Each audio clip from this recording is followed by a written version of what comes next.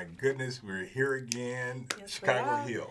Yes, we are, Chicago Hill. And, you know, it's good to be here talking about the community, uplifting the community and community housing. So I want to thank CAN TV, Public Access. CAN TV is awesome. It's awesome. Absolutely. You're awesome too. Oh, thank you. So are you. Yeah, thank you so much. I've learned so much from you, Ford. You know, we learn from one another. We've been doing this now since we have TV, radio, podcast. Yep, the podcast is launching, and we on fire. You know, we hope people join us each and every week. We're starting on Friday, right here on CAN TV, where we're talking about building up the communities, building up families, and helping people heal. Yes. Then we're on WVON on Saturdays from 2 to 3. Yes. Then we have WCPT from 6 to 7 on Sundays. Yes. You know, and these shows are not paid for by any special interest. We pay for them ourselves. So, you know, we're very happy to give back to the community that way. And service to the community. Service to the community. And we dedicated Fridays, 30 minutes on CAN Access TV to the youth. To the youth. We need to really listen to the youth. I think you drafted one today. I mean, you drafted someone. I mean, you might have drafted the MVP. I mean, I drafted some, but you might have drafted the MJ. I don't know. We're gonna find out. You guys tell us what you think about this one. We've had some amazing youth on, but let me tell you, when I was thinking of youth to invite onto the show, it took for Kevin Brown to be like, what about Sebastian? And I was like, you know what? I see Sebastian as this old soul. I don't even see him as a youth. He's, what? Sebastian, how old are you? 20, 21? Yep, 21 years old. 21, but he's got the soul of like someone who's been here a million years. So I was like, Sebastian, of course. Yeah, and you know, a few weeks ago we had the young man that's, the truth is, we have so many great youth. Yes. And our future in America, I believe, is strong. Yes, it is. We see so much negative out there about our youth, but really we've got youth out here.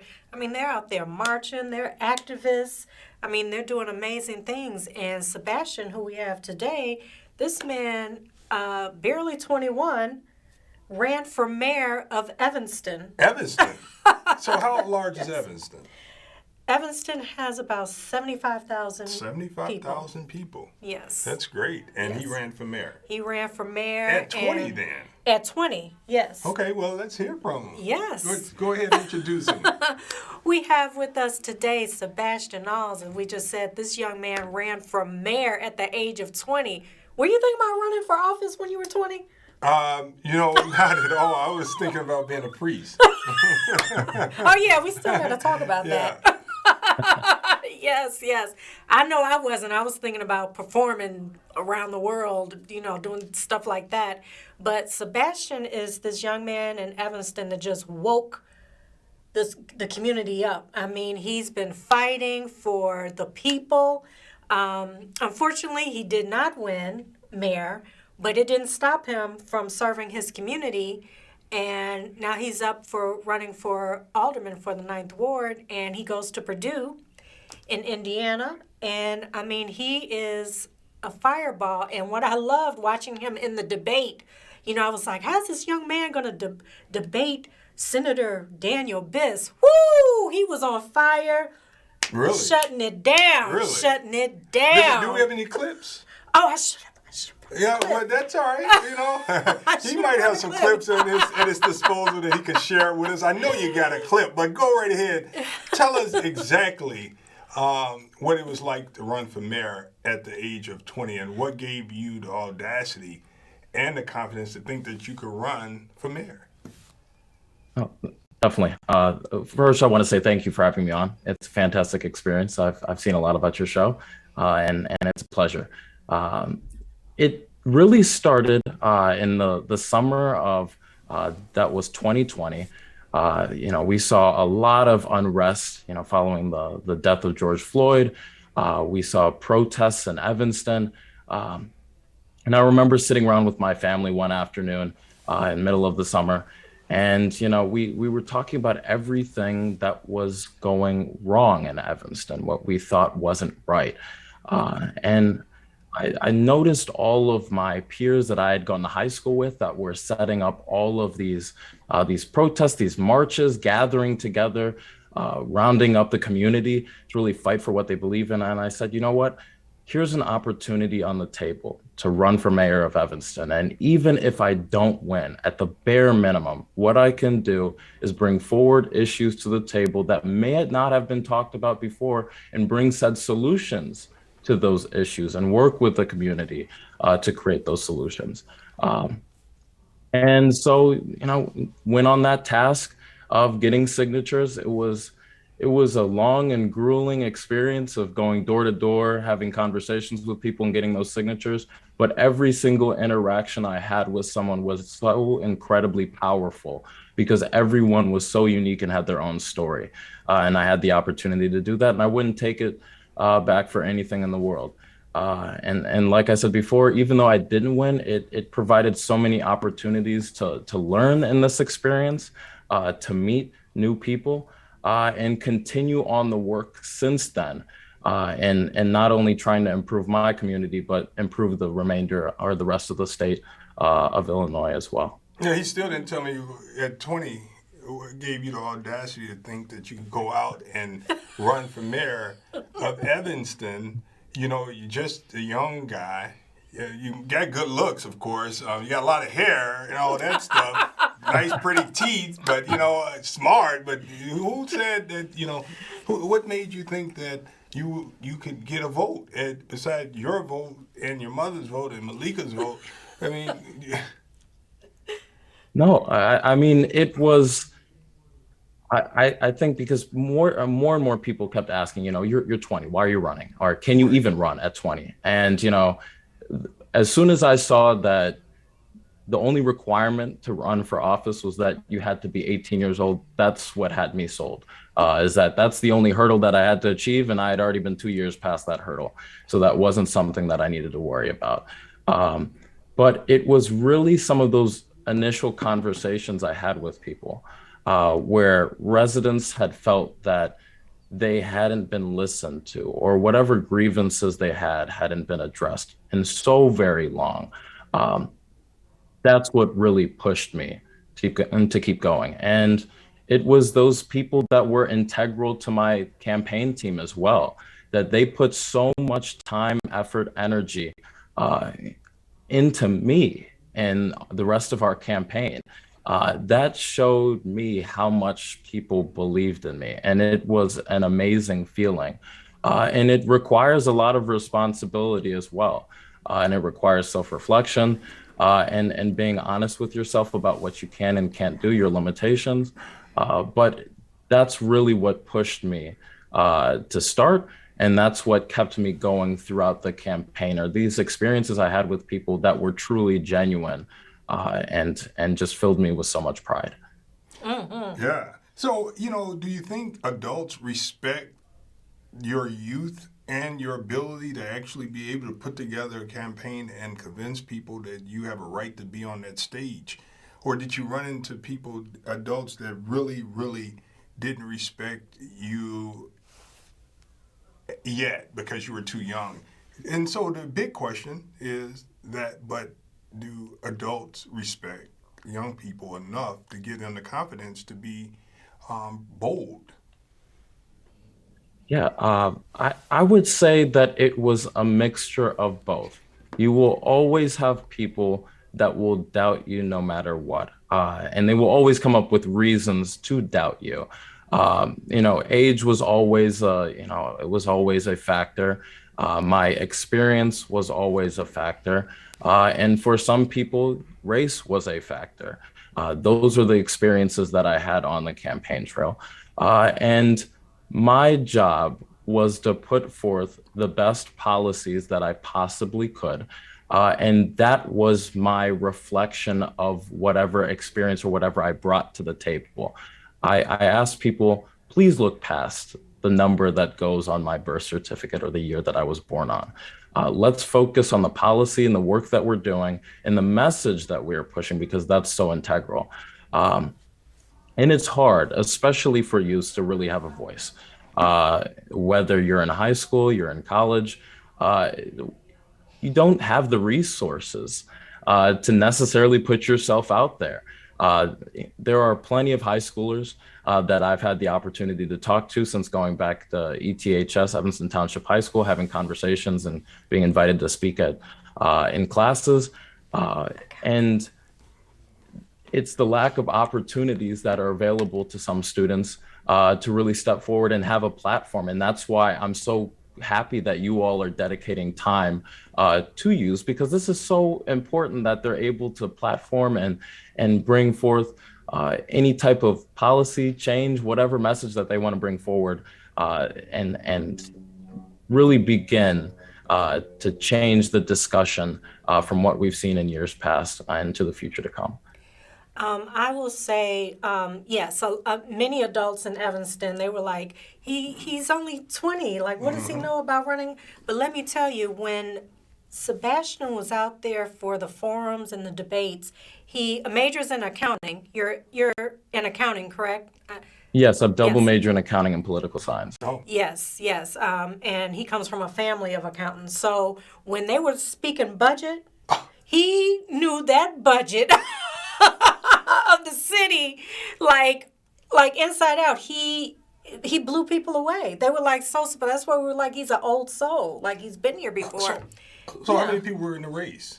It was 3 people in the race. So you had Senator Daniel Biss and Lori Keenan. So Yes. the name ID, did Daniel Biss spend more money than you? Was it money? Did you have a chance of winning if you had resources? Is that what limited your ability to get across the finish line as the number one candidate?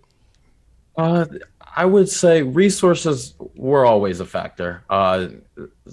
Mayor Biss outspent myself and Lori Keenan by a considerable margin.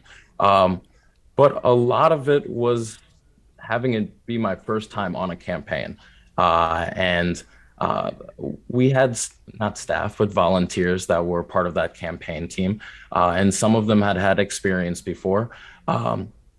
But it was a learning experience, and it was really putting together the plane as we flew it and learning from those experiences. And as the race went on, we took knowledge that we gained from earlier on, and we were making better decisions overall as a campaign towards the end of it. And after that campaign as well, that concluded, I joined on Devon Reed campaign for 9th or 8th Ward Alderman and served as his campaign manager. And we were successful in winning that campaign and winning him that seat. And I like to credit the experience that I gained during that mayoral campaign and some of the work that we were able to achieve there. So I think it's a mixture of resources, but you can't always just throw money at a problem. It's really having the knowledge behind the function and have a really good campaign overall. And that was hard in the beginning, but learning throughout, we're able to adapt our strategy adequately. So every Friday we highlight a youth. Mm-hmm. Today's highlight is Sebastian from Evanston, and Yes. he's definitely an example of what the future of America, what the future of Illinois could be. Yes. So don't go I know you're in Indiana, but come on back. Don't stay there. Just let Oh, you I'll be back. Don't worry. All right. I'll be back. Now, He runs organizations in Evanston, Community Alliance for Better Government.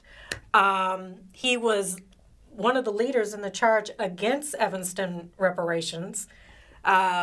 He got into a debate with Biss about the reparations during the mayoral election. And, I mean, Sebastian is one of those youths that he sees where the issues are and he's ready to take action, and he comes with solutions. when is your birthday? March 30th, 2000. Okay, yeah, mine is coming up February 20th. I was wondering if you were Pisces. Let's see. He's an Aries. Now, Aries. Now, I'm going to ask you a question. You don't have to answer it, but it's a good question. But you got to think about if you want to answer it. And if you don't want to answer it, then you have to figure out a way to work your way out of it without answering it, but answering something. So at any point, did you think that you, while racing and while in the race, did you, and people volunteering and working hard, did you believe every day that you could win? Not every day. No, there were low points where, I questioned whether or not that I should continue. And there was one individual in particular, Marsha Cole, who passed away sadly recently, who was on my campaign team. Amazing woman. And she hustled so much. There were some days where I would look at her and I'm like, okay, you've got to relax. We've got to take it one step at a time. And she was out there getting signatures, knocking on doors, hustling. And I went to her one day and I'm like, Marsha, I don't know if I can keep going. I'm out here making calls all day long. I'm walking around, talking to people, and it is nonstop. All I see in the news is, Sebastian Nalls about his age or this, that, and the other. And I don't know if I can keep going. And she said, no, Sebastian, no. You need to stop that right now. And I want to see you win. And I'm going to do everything in my power to make sure that you win. And it was that passion, that drive that she had, that complete confidence in me and my ability. That's when I recognized and I said, you know what? I have to do this. That this just isn't Marsha that's like this, that there are other people in Evanston that feel that same way. And that feel that, that I can make a difference and work with the community to make a difference. Because I don't have the answer to every single problem out there. And it requires a whole community, a whole family, a whole network coming together to bring together these solutions. But even though I only received 9% of the vote, it was 9% of Evanston voters that were willing to take a gamble on a 20-year-old with no experience prior and to lead Evanston. And that was powerful in and of itself. And it showed that Evanston in particular is ripe for change, progressive change. And so that is really what kept me going and what continues to keep me going today. Yeah, the reason why I asked you, because I ran for office 3 times and I won on the 3rd. And the first time that I lost, I just knew that I was going to win. And I actually cried when I lost. Did you cry? That night, no, I didn't cry. It was a combination of relief after, going through 6 months of a campaign. And it's like, okay, the weight of the world is off your shoulders. And I knew that wasn't the end of anything and that it was only the beginning and that there was still a lot of work that needed to be done in Evanston. And that was just one chapter of my life that was closing and another one was starting again. A day or two after I took a break, decided to lay down, stay in bed, have some me time. But then we got right back into it. Especially when it came to reparations, whether it came to Community Alliance for Better Government and still working on transparency and accountability in Evanston. All of that was continuing and life was going on. There was no stopping. And I know that there is still a future out there. And I am committed to the people of Evanston, the people of Illinois, because that's who I'm serving right now in the Illinois Office of Equity. And that is what I will continue to do going forward. Yeah. So we have someone that said, you're right, Sebastian, it takes all volunteering, knowledge, and money. One key statement he made was to listen and hear the concerns and issues of the people and bring the solutions they need. That's what someone agreed with you that's chatting with us here. What do you see being the number one problem facing young people today? Number one. It's a lot. I know. It's hard to narrow down one issue, especially impacting young people. I would say the issue that when I talk to people that are my age, younger than I am, the number one issue that seems to be on everyone's mind is climate change. Because that's an issue that, when they grow older, when they have a family 20 years from now, that's something that they're going to have to live through. They are inheriting that world and they will be passing it on to their children. So I think that that's probably the largest scale issue that's impacting youth around the country. But I would also say in a close second is anything that's related to diversity, equity, inclusion, and accessibility, whether we're talking about racial justice and police reform, education reform as well. I think that those two in particular are really neck and neck on what youths are really passionate about, because these are issues that are impacting them every single day and will continue to impact them into the future. And it's their future, whether that's my generation, the generation that comes after me as well, is that I am working for everyone that is here now and everyone who comes after me. And that is the mindset that a lot of this generation has. And that's what makes me so proud to be a part of it. What about mental health? Suicide, Oh, definitely. It's, our healthcare system in the United States is not the best. I could have a whole conversation about that in and of itself. And mental health access, whether that's social workers in schools or that's just mental health access overall or just healthcare in general. Absolutely. That there needs to be a revampment of the system, and youths are passionate. What about access to careers? I mean, right now we push people to go to four-year universities to get a degree, but no options for the trades. Do you see that being a problem in the circles that you work in? I would say that because not everyone can go to trade school, not everybody can go to the military, not everybody can go to college. And it's really, especially when it comes to high school education, is preparing students, preparing youth to enter adulthood. That's the most important piece. And a lot of times I've noticed that that high schools can tend to have a direct pipeline to college, and they treat it as, this is a college prep, your next step is college. That's not in everybody's plan. And so what schools need to do in particular is adequately lay out options for students and say that here are your options that are on the table. And that way, we can go forward into the future. So we're gonna wrap up. You got some advice for the young people before we end the show that features Sebastian, the future politician? I would say, keep going. There will always be bumpy roads. There will always be individuals that are standing in your way, and that will fight against what you're trying to fight for. But we have to recognize that we are fighting for something that is simply greater than just ourselves. And that is what motivates so many people, that we have the opportunity to make such significant change. So keep pushing, no matter what. You fall down 1,000 times, get up 1,001. Keep on fighting every single step of the way, and we will create change that is meaningful, that is powerful, that truly transforms our community here in Chicago, Evanston, and in Illinois and the nation as a whole.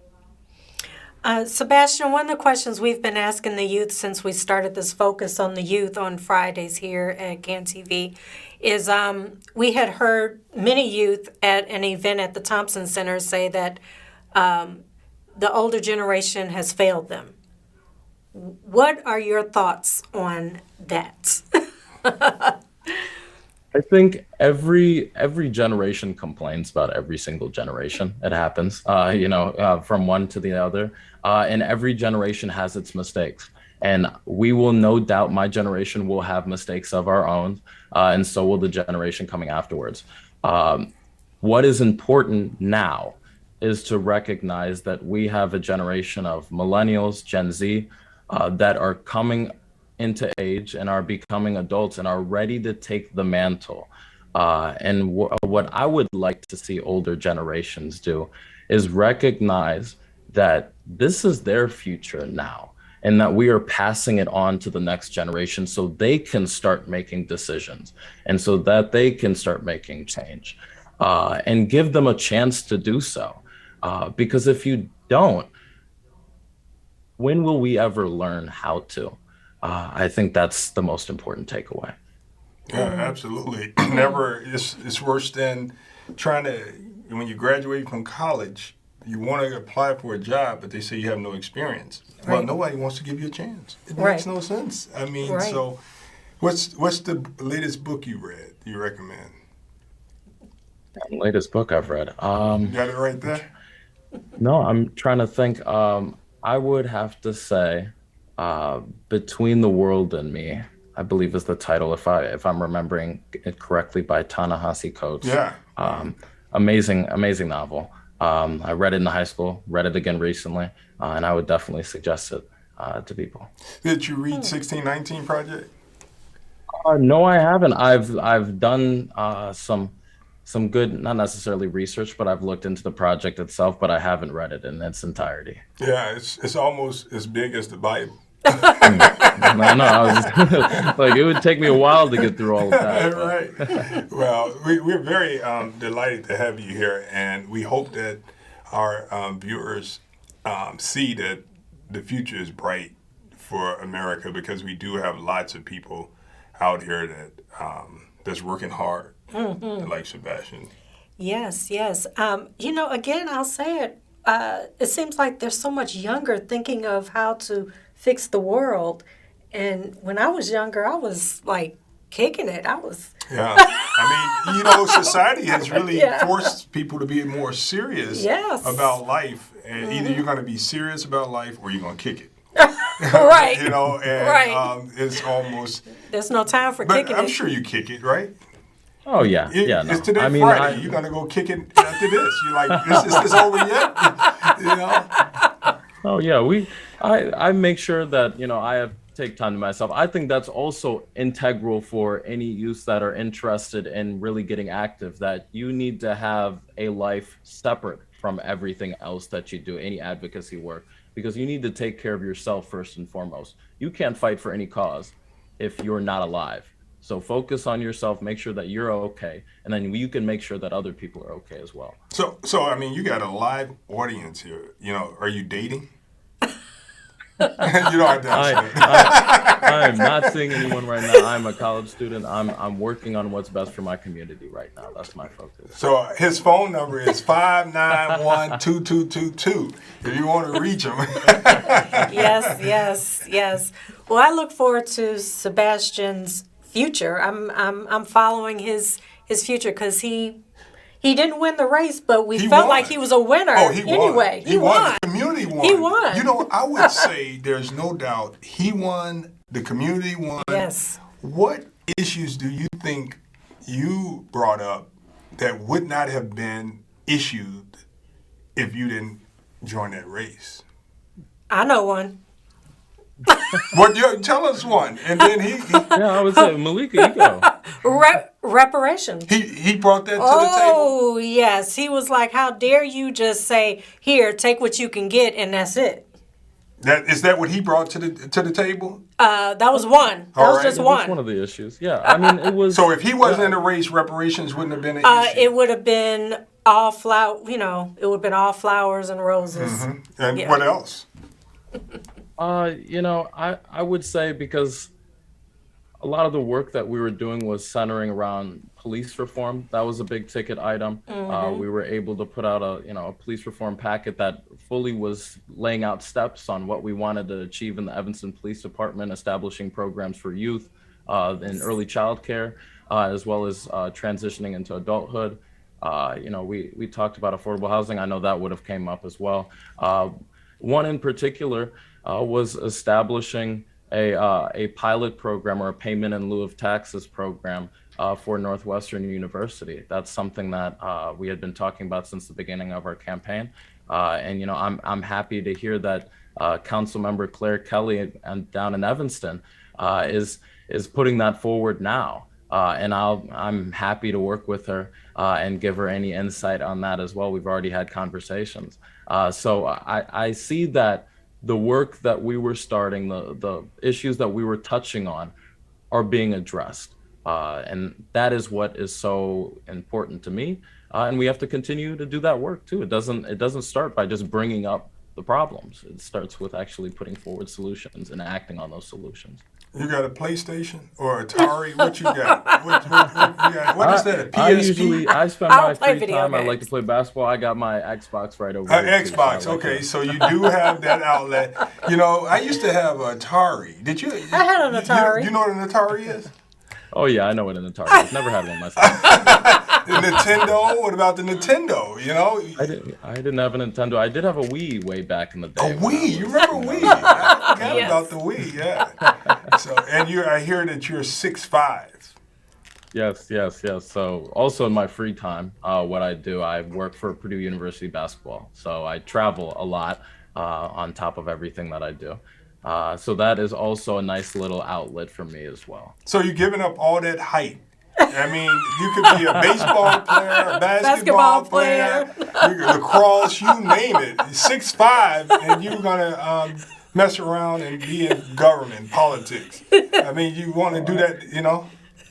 I enjoy this a little bit more, just a little bit. You know, basketball is great, but I enjoy having these types of conversations, talking to people, meeting new people, and solving problems a little bit more. So. Well, any closing remarks, and we'll let you go and do what young people your age do. You know, I would just say, you know, thank you again for having me, and thank you for doing this. There's a lot of good work out there that's being done by people that are my age. You know, a lot of people, such as Meleika and yourself, tell me about, you know, the stuff that I've done and how transformational it can be. And sometimes I reflect on that and I say it's a small piece of what a lot of other people are doing. And there are so many people that are my age and even younger that are doing some fantastic work that don't have that platform, that don't have that spotlight on them. And that's why, at least what I try to do, especially here at Purdue, I try to platform any of my peers that are putting forward good work. And I think that's what we all have to do, regardless of your age, is that if you see someone doing some great work, put them out there and give them the props that are necessary. And that's how we really strengthen bonds as a community, and we tackle the largest of challenges that we're going to face now and going into the future. All right. Thank you. You heard it from the youth. Yes. We'll see you next time, and I hope people enjoyed you. Thank you, Sebastian. Thank you so much for having me. Yeah. All right. So that's great. I mean, he was a fantastic guest. Now, next week we have someone else who'll join us next week, and you will enjoy some more of Chicago Hill with Meleika Gardner and LaShawn Ford. Thank you, CAN TV. Thank you. Thank you, See CAN next week. TV.